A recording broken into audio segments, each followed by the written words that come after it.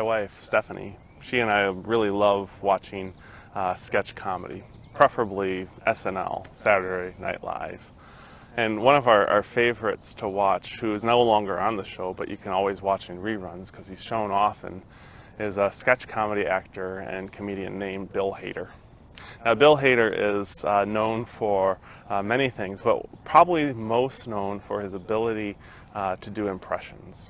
Almost anyone he can do an impression of, and sometimes do it remarkably well. If you ever get a chance to look up his impressions, and you'll be surprised how hard it is to tell sometimes who is who. In Ephesians chapter 5, Paul talks about being an imitator. He says this in verses 1 through 2. Therefore, imitate God like dearly loved children. Live your life with love, following the example of Christ, who loved us and gave himself for us. He was a sacrificial offering that smelled sweet to God. Be imitators of God. Act as God, love as God, be more like God.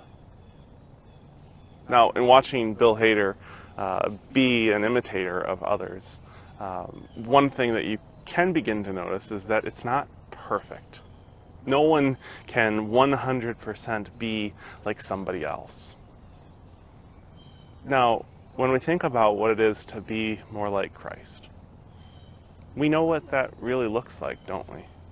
We know it means that we are to be more loving like Christ, to love those who everyone else seems to kind of keep at arm's reach, to welcome the outsider, to make space for those who are pushed on the margins. Jesus knew exactly how to love in a godlike way. Well, because Jesus was God. So how do we imitate that? Well, first is to acknowledge that when we imitate God and when we imitate Jesus, we're probably not going to hit the mark completely. But we can try.